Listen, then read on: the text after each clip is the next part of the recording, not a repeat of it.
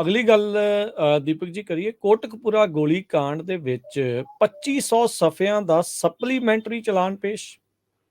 ਹਾਂ ਬਿਲਕੁਲ ਜੀ, ਇਹ ਕੋਟਕਪੂਰਾ ਗੋਲੀकांड ਜਿਹੜਾ ਇਹ ਸਾਰਾ ਮਾਮਲਾ ਸੀਗਾ, ਜਿਹਦੇ ਮਾਮਲੇ ਦੇ ਵਿੱਚ 2 FIR ਵੱਖੋ ਵੱਖ ਹੈਗੀਆਂ ਨੇ। ਬਹਿਬਲ ਕਲਾਂ ਬਰਗਾੜੀ ਤੋਂ ਬਾਅਦ ਕੋਟਕਪੂਰੇ ਵਾਲਾ ਮਾਮਲਾ। ਸੋ ਇਹ ਸਾਰੇ ਮਾਮਲਿਆਂ ਦੀ ਜਿਹੜੀਆਂ 2 FIR ਨੇ, ਉਹਦੇ ਹਵਾਲੇ ਨਾਲ ਜਿਹੜੇ ਉਹ 'ਚ ਨਾਮ ਨੇ, ਕੁਝ ਨਾਮ ਤਾਂ ਸਾਂਝੇ ਨੇ। ਪਰਮਰਾਜ ਉਮਰਾ ਨੰਗਲ ਦਾ, ਹੈ ਨਾ, ਇਹਦਾ ਸੁਮੇਧ ਸੈਣੀ ਦਾ, ਇਹ ਨਾਂ ਤਾਂ ਦੋਵੇਂ ਪਾਸੇ ਹੀ ਵੱਜ ਰਹੇ ਨੇ। ਸੋ ਦੋਏ ਚਲਾਨਾਂ 'ਚੋਂ ਨਾਂ ਹੈਗੇ ਨੇ, ਦੋਏ FIR 'ਚ ਨਾਂ ਹੈਗੇ ਨੇ। ਸੋ ਪਰ ਇੱਧਰ ਹੁਣ ਇਹ ਸਪਲੀਮੈਂਟਰੀ ਚਲਾਨ ਵੀ 2497 ਪੰਨਿਆਂ ਦਾ, ਲਗਭਗ 2497 ਪੰਨਿਆਂ ਦੀ 2 ਸਪਲੀਮੈਂਟਰੀ ਚਲਾਨ। ਸੋ ਸਪਲੀਮੈਂਟਰੀ ਦਾ ਮਤਲਬ ਹੈ ਕਿ ਰਾਜਕਰਨ ਜੀ, ਜਿਹੜਾ ਪਹਿਲਾਂ ਚਲਾਨ ਪੇਸ਼ ਕੀਤਾ ਜਾ ਚੁੱਕਿਆ ਉਹ ਵੀ 2300 ਦੇ ਕਰੀਬ, 2200-2300 ਪੰਨਿਆਂ ਦਾ ਚਲਾਨ ਸੀ।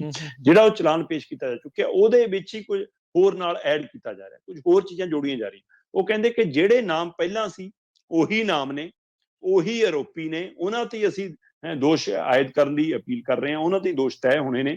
ਤੇ ਉਹਦਾ ਦੇ ਨਾਮਾਂ ਦੇ ਹਵਾਲੇ ਨਾਲ ਕੁਝ ਹੋਰ ਤੱਥ, ਕੁਝ ਹੋਰ ਸਬੂਤ, ਕੁਝ ਹੋਰ ਅੰਕੜੇ ਸਾਨੂੰ ਜਿਹੜੇ ਹਾਸਲ ਹੋਏ ਨੇ, ਅਸੀਂ ਉਹ ਰਿਪੋਰਟਾਂ ਨਾਲ ਉਹਦੇ ਨੱਥੀ ਕੀਤੀਆਂ ਨੇ। ਸੋ ਇਸ ਲਈ ਪਹਿਲੇ ਚਲਾਨ ਦੇ ਵਿੱਚ ਐਡ ਹੋਣ ਲਈ ਤਾਂ ਹੀ ਉਹਨੂੰ ਸਪਲੀਮੈਂਟਰੀ ਚਲਾਨ ਕਹਿੰਦੇ ਨੇ। ਸੋ ਇਹ ਸਾਰਾ ਕੁਝ 16 ਮਈ ਨੂੰ ਹੁਣ ਅਗਲੀ ਸੁਣਵਾਈ ਹੋਣੀ ਹੈ ਤੇ ਉਸ ਦਿਨ ਇਹ ਸਾਰਾ ਕੁਝ ਤੈਅ ਹੋਣਾ।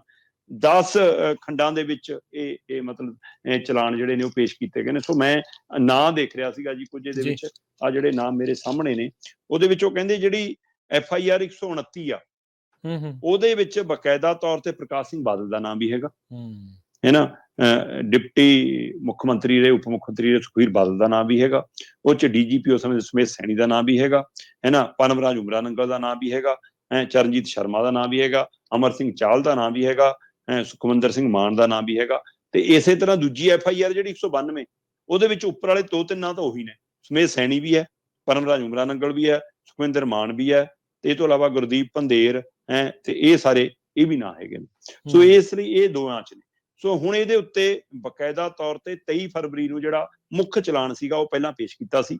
ਦੋਨਾਂ ਹੀ ਮਾਮਲਿਆਂ ਦੇ ਵਿੱਚ ਪੰਜਾਬ ਹਰਿਆਣਾ ਹਾਈ ਕੋਰਟ ਦੇ ਹੁਕਮਾਂ ਤੇ IG ਜਿਹੜੇ LK ਯਾਦਵ ਨੇ, ਉਹਨਾਂ ਦੀ ਜਿਹੜੀ ਸਿੱਟ ਦੀ ਰਿਪੋਰਟ ਸੀ, ਉਹ ਰਿਪੋਰਟ ਦੇ ਆਧਾਰ ਦੇ ਉੱਤੇ ਬਕਾਇਦਾ ਤੌਰ ਤੇ 23 ਫਰਵਰੀ ਨੂੰ ਮੁੱਖ ਚਲਾਨ ਪੇਸ਼ ਕੀਤਾ ਗਿਆ ਸੀ। ਉਹਦੇ ਵਿੱਚ ਵੀ ਬਾਦਲ ਪਿਓ ਪੁੱਤ ਦਾ ਨਾਮ, ਸੁਮੇਧ ਸੈਣੀ, ਪਰਮਰਾਜ ਉਮਰਾ ਦਾ ਨਾਮ, ਸਾਰੇ ਨਾਮ ਹੀ ਸ਼ਾਮਲ ਸੀ, ਨਾਮ ਉਹੀ ਨੇ।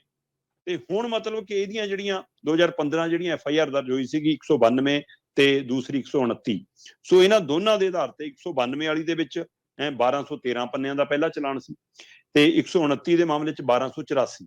ਸੋ ਇਸ ਲਈ ਲਗਭਗ 2400-2500 ਪੰਨਿਆਂ ਦਾ ਚਲਾਨ ਪਹਿਲਾਂ ਮਤਲਬ ਕਿ ਪੇਸ਼ ਕੀਤਾ ਗਿਆ ਸੀ, ਤੇ ਇਹ ਹੁਣ ਦੂਸਰਾ ਉਹਦਾ 2300 ਪੰਨਿਆਂ ਦਾ ਚਲਾਨ, ਕਰੀਬ 2400 ਪੰਨਿਆਂ ਦਾ ਚਲਾਨ ਹੁਣ ਦੂਜਾ ਪੇਸ਼ ਕਰ ਦਿੱਤੇ ਗਏ ਨੇ। ਇਹ ਸਪਲੀਮੈਂਟਰੀ ਚਲਾਨ ਨੇ ਤੇ ਇਹਦੇ ਤਹਿਤ ਹੁਣ ਅੱਗੇ ਵਧਿਆ ਜਾਣਾ। ਸੋ ਦੇਖਦੇ ਹਾਂ ਜਿਹੜੀ ਹੁਣ 16 ਤਰੀਕ ਨੂੰ ਸੁਣਵਾਈ ਆ, ਉਹਦੇ ਵਿੱਚ ਕਿਹਦੇ ਦੋਸ਼ ਤੈਅ ਹੁੰਦੇ ਨੇ। ਹੁਣ ਪ੍ਰਕਾਸ਼ ਸਿੰਘ ਬਾਦਲ ਇਸ ਦੁਨੀਆ 'ਚ ਨਹੀਂ ਰਹੇ, ਇਸ ਲਈ ਉਹਨਾਂ ਦਾ ਨਾਮ ਤਾਂ ਹੁਣ ਮੈਨੂੰ ਲੱਗਦਾ ਇਹ 'ਚੋਂ ਬਾਹਰ ਹੋ ਜਾਣਾ, ਤੇ ਪਰ ਬਾਕੀਆਂ ਦੇ ਉੱਤੇ ਮਾਮਲਾ ਚੱਲੂਗਾ। ਕਦੋਂ ਚੱਲਦਾ, ਕਦੋਂ ਤਣ ਪੱਤਣ ਲੱਗਦਾ, ਇਸ ਨੂੰ ਕਈ ਲੋਕ ਇਸ ਨੂੰ ਵੀ ਜ਼ਮੀਨੀ ਚੋਣ ਨਾਲ ਦੇਖ ਕੇ ਜੋੜ ਕੇ ਦੇਖ ਰਹੇ ਨੇ ਕਿ ਇਹ ਵੀ ਦੱਸਣ ਲਈ, ਕਹਿਣ ਲਈ ਹੈ ਕਿ ਦੇਖੋ ਅਸੀਂ ਕਾਰਵਾਈ ਕਿੰਨੀ ਤੇਜ਼ੀ ਨਾਲ ਚਲਾ ਰਹੇ ਹਾਂ। ਪਰ ਕਹਿੰਦੇ ਕੁਝ ਵੀ ਮਤਲਬ ਤਣ ਪੱਤਣ ਲੱਗਣ ਦੀ ਆਸ ਅਜੇ ਵੀ ਨਹੀਂ ਹੈ ਕਿ ਇਹਨਾਂ 4 ਸਾਲਾਂ 'ਚ ਕੀ ਦੋਸ਼ੀ ਤੈਅ ਹੋ ਜਾਣਗੇ, ਕੀ ਦੋਸ਼ੀ ਕਟਹਿਰੇ ਪਿੱਛੇ ਚਲੇ ਜਾਣਗੇ, ਕੀ ਦੋਸ਼ੀ ਸਲਾਖਾਂ ਪਿੱਛੇ ਚਲੇ ਜਾਣਗੇ। ਇਹਦੀ ਅਜੇ ਮਤਲਬ ਕਿ ਆਸ ਕਰਦੇ ਨੇ ਪੰਜਾਬ ਦੇ ਲੋਕ, ਪਰ ਆਸ ਟੁੱਟੀ ਬਹੁਤ ਵਾਰ। ਬਿਲਕੁਲ ਬਿਲਕੁਲ ਦੀਪਕ ਜੀ, ਦੇਖੋ ਇਸ ਵਾਰ ਕੀ ਹੁੰਦਾ।